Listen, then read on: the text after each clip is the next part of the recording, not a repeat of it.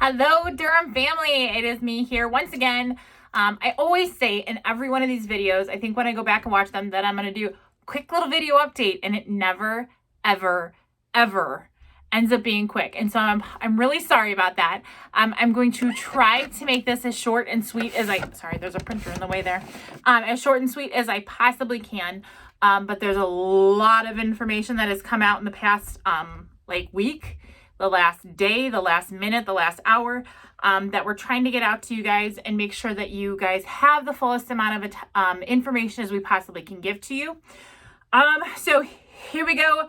Massive updates.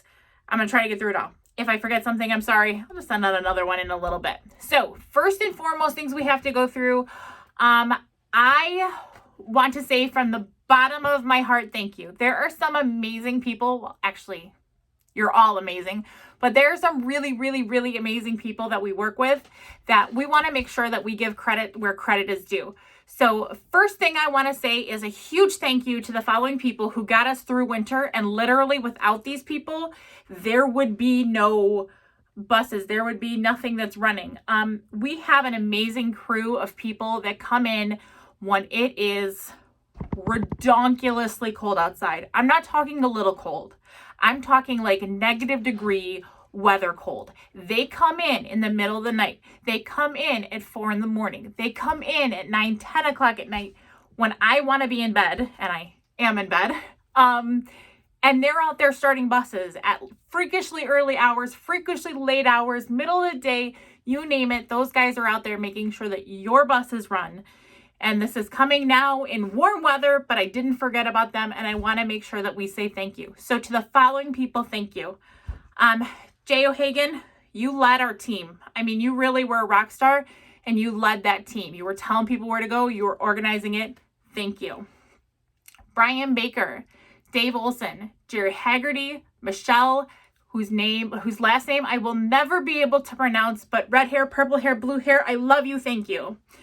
Mike Dobler, Mildred, Thomas Elva, and George Weber.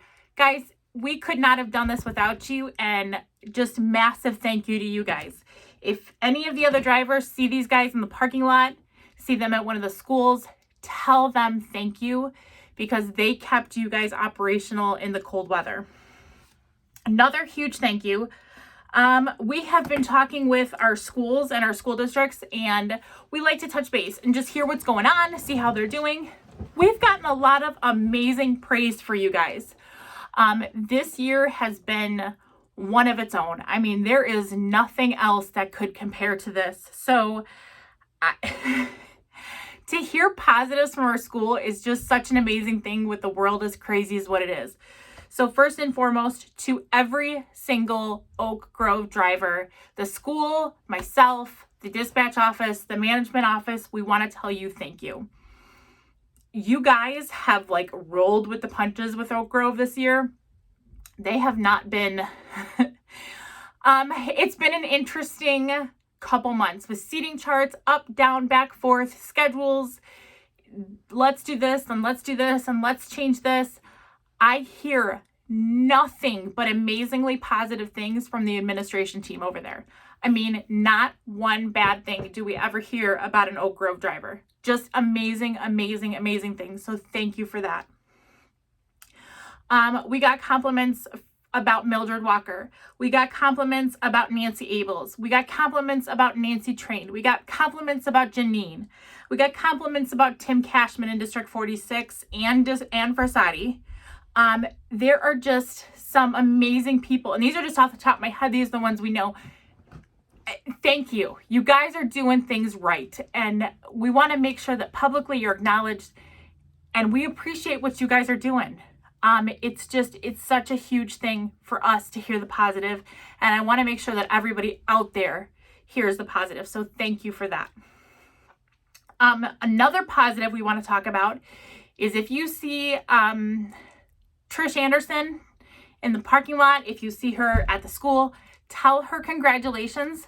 Trish has done an amazing thing. She's worked really hard, and she has pushed herself and gone and become a third-party tester. So thank you, Trish. You are amazing. Huge congrats to you. You've been doing this for a long time. You know your stuff, and we recognize that. The state recognizes that, and we are happy to have you as part of our team, and now extremely thrilled that you'll be one of our third-party testers. So thank you very much for that, and kudos, congratulations, and great job. So that's the congrats, thank yous, and that I have. We're going to go on to some of this little housekeeping weird stuff. So I wanted to give you updates on schools. We're getting them in kind of as we go. Carmel, I think most of our districts are normal. There's 3 I want to talk about. Carmel, you guys have got some funky, weird stuff going on in the next few weeks, 3 weeks. I talked to some of you today. Actually, I think the only one I didn't talk to was Wayne. So I'm going to reach out and I'm going to text you all. You guys have a different schedule for the next 3 weeks. It's kind of weird and wonky, and I don't even know where it comes from. And after that, it sounds like we're going to go 5 days a week. District 46, we got the huge announcement that they are going to go 5 days a week starting April 12th. So starting April 12th, we're going to be running 5 days a week. This is for SPED students and it is for Big Bus students. They're going to be running full days. I think they're going to follow the same schedule that they have now. That is what it sounds like. I've asked for clarification just to make sure we're running at the right times. I know our pickup time in the afternoon is a little bit earlier than what it was in previous school years. So I'm waiting on clarification for that. But as it stands right now, 5 days a week, District 46, same times. And I'm throwing my notes all over the place. 127. Currently, you guys are going 4 days a week, and you've got the A group and you've got the B group. I am going to guess, and this is not official yet, but I'm going to guess that you guys are going to start at some point going 5 days a week. Expect it. Expect that it's going to happen. Expect that it's going to get matched together. They're going to combine groups, or they're going to either combine groups and all students are going to go 4 days a week, or they're going to combine groups and all students will go 7 days a week. So as soon as we have official information on that, we'll get it out to you, but expect it coming. So that's that. Circling back to District 46, they're starting on April 12th, like I said, 5 days a week. April 7th, that's a Wednesday, is the last day for meal runs. So that's a good positive thing. The district will still be providing free lunches for students, but it's going to be a grab and go at the middle school like they have set up previously. So we will not be involved in meal runs after April 7th. That will be the last day. There are meal runs over spring break. If for some reason you cannot participate, you cannot help out, you need to let me know. What was I going to say there? If you do want to participate, even if you're not a District 46 or a District 127 driver, please let me know over spring break if you want a couple hours. You guys can easily collect unemployment and still work your meal runs because it doesn't count against your unemployment because it is only a couple hours. So if you wanted to make some extra money over spring break, easy way to do it. So that is that. District 46, 127, Bannockburn, all of them. Carmel, Oak Grove, they've all provided us with extra masks. Please make sure that your students are getting off the bus, getting on the bus, wearing a mask. If you need extra masks for your students, please come and see either myself or anyone in the dispatch office and we can get them to you. Students who are not wearing a mask may not ride the bus. So this has been set out from the beginning. This has been said at every startup meeting that we had. We have mentioned this before. Please make sure that they are wearing that mask and you guys are taking care of that on your end. If the school sees it and gets a hold of us, they're now finding out which bus that kid came off of. And we're going to have to start holding you guys responsible for that because it is your responsibility to do that. This week, we've got kind of crazy schedules. District 46, I realize I'm bouncing all over the place, guys, and my brain squirrels like this, and I apologize, but I'm bouncing, and bear with me. I'm getting there. District 46 this week, there is no school on Friday, so nobody for District 46 works on Friday. On Thursday of this week, they are going to have early outs. So Thursday of this week, there's early outs for District 46. The kindergarten students. The PM kindergarten students are actually going to go in the morning. So the AM students will not go. The PM students will go in the AM. And the big buses that normally pick up students in the morning and drop off students at night, those are the buses that will take them home. There will be no middle of the day kindy buses. So if you have a kindergarten route, you will not have it Wednesday, Thursday, Friday of this week. Check-in times. So for Woodview, Prairie View, Meadowview, and Avon, it's a 10:50 release time, but they would like you guys there at 10:40. So we have a 10:25 check-in. So check-in is 10:25 for Woodview, Prairie View, Meadowview, and Avon. If you only have a Fredericks, a middle school, or a park, your check-in time is going to be 11:25. So they're going to release from Fredericks, middle school, and park at 11:45 on Friday. This coming week, Oak Grove has no school on Friday. So Oak Grove, no school Friday for you. St. Gilbert, there is no PM on Thursday. So no school Thursday afternoon, there'll be no busing. And Friday, there's no school, no busing for St. Gilbert at all. So you guys don't have to worry about that. Next week is spring break. We have no students. No schools are running next week. So there's no transportation for anybody next week. The week after spring break, so I believe that's the 29th, is that Monday, Oak Grove is running testing for students that are currently remote. So regular route bus students will not go in. Students who are remote are going to come into school. So we only have a few buses running. I think Robin has gotten a hold of drivers.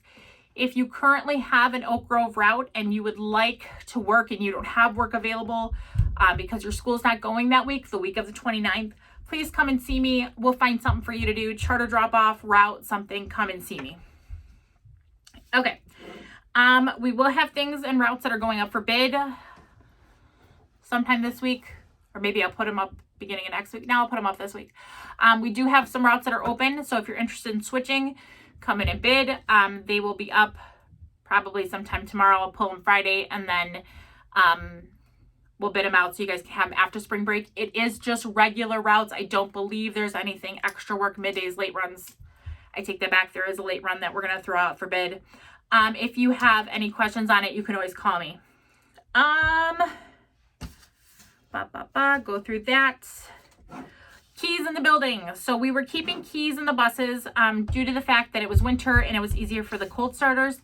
The end of this week, when you guys are done with your routes, if you park in the Grays Lake yard, please bring your keys in. We're going to keep the keys in the building over spring break and probably going forward. We have nice weather. There's really no reason to keep them in the buses, so please bring them in. Zone parking. Probably my least favorite topic because it's such a mess, but zone parking is coming. Wanted to explain to you guys why we're doing zone parking. When we are doing zone parking, it is associated with your master schedule times. So when we pick the zone that you're designated to park in, it is designated, your zone is designated to your district, which is designated to your walk time. If you park in zone 3, which is right outside the driver door, like literally right across the parking lot, your walk time is going to be less than if you were to park in zone 7 all the way in the back of the parking lot, where you have to walk a lot longer. So the amount of time it takes to walk to zone 3 is different than the amount of time it takes to walk to zone 7. When we have our zone set up and we did the master schedule, we had people that were assigned to zone 3 because there were no schools running way back when except for a couple. So they were all assigned to zone 3, zone 4. And then as the year progressed, we added more and more students and more schools. People from zone 7 that are assigned to zone 7 are now parking in zone 3. The people that are in zone 3 are now parking in zone 7 because that's just the way you guys have been getting back. You don't want to walk further, whatever. Don't care. Now we have people that are running late because they park in zone 3, which is a shorter walk time, and now they're in zone 7, and it's just kind of all over the place and people are getting confused. Very soon, everyone will have a list posted. No, it is not done yet. I'm still working on just making sure we have all the buses. This does not affect North. This does not affect anyone who parks at Allegheny. Just Grays Lake Yard. It will be posted in the Grays Lake office. you guys are going to get a little magnet for your bus, because every bus will be assigned a zone, spare buses too. This little magnet will say zone, whatever you're in. It goes up in the top of your bus above your door. So any metal above your door, not on the bulkhead above the driver area, has to be above the door. We're going to have you guys sign these out that you've accepted it, you've received it, you know and you understand your zone. Once your zone is assigned, you have to park in your zone. You cannot park anywhere else. It's imperative that we follow the schedule. It's imperative that our walk times are correct, because it leads to late departures. And we all know how much Kevin loves late departures. So let's try to keep in our own zone once we have that all set out. So that's that. Any questions, let me know. I'm happy to go over with you. I know it's confusing, but let me know. The last thing I probably have to talk about is Zonar and when and what to put in Zonar. So this has kind of been, I don't want to say an issue, but an issue. We have drivers that are putting everything in Zonar, like found shoes, no broom on the bus, out of wiper cleaner, or not, like, the spray bottle cleaner. These are items that don't need to be in Zonar. So I want to just explain to you guys, every time you guys put something in Zonar, it creates a report. So one of the mechanics has to go out and check your bus.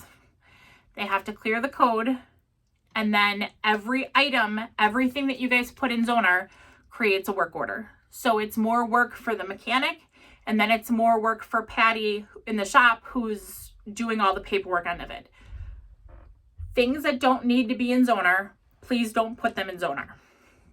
Lost shoes, no broom, stuff like that really doesn't need to be in Zonar. Mechanical defects on your bus, things that are not working mechanically, absolutely put in Zonar one time a week. Mechanics will see it, mechanics will get it. If you're putting it in there every day that you don't like your wiper blade or something, that creates a work order every single day. The mechanic has to clean it out, and then Patty has to clean it out. The issue that we run into is it's taking between the mechanic and Patty to clear these things out.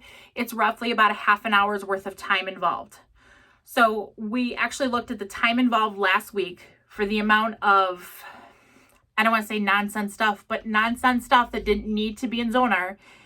We took the mechanic's time, we took Patty's time, we figured it out. We're wasting about a day and a quarter of time in the shop that we cannot have a mechanic fix buses that need fixes, because we're just following up on things that don't need to be in Zonar. Critical defects, put in Zonar. If there's something mechanically wrong with your bus, put it in Zonar. Absolutely, 100%, there's no question on it. Put it in like once a week. If you don't see it resolved within a week, put it in again, but don't continue to put something in there every single time. I know there's been a lot of back and forth on this issue across the years, but this is where we're at right now. If it's something like you need a broom, come and see dispatch. We'll go get you a broom. I'll go walk in the back myself and go get one for you. If you found a pair of shoes on your bus, great, contact the school and drop them off at the school, or hold on to them and see if one of your students claim them. But that stuff really doesn't need to be in Zonar. Other than that, I have nothing else for you. I realize, again, like I said, it's not short and sweet. It is kind of long, but I did it in one take. So Yahoo, go for me. And that is all I have. I hope you guys have a great night, fabulous evening. Enjoy yourselves. Thank you for the amazing job that you are doing. Keep rocking it. And I will see you guys very, very soon. Take care, my friends.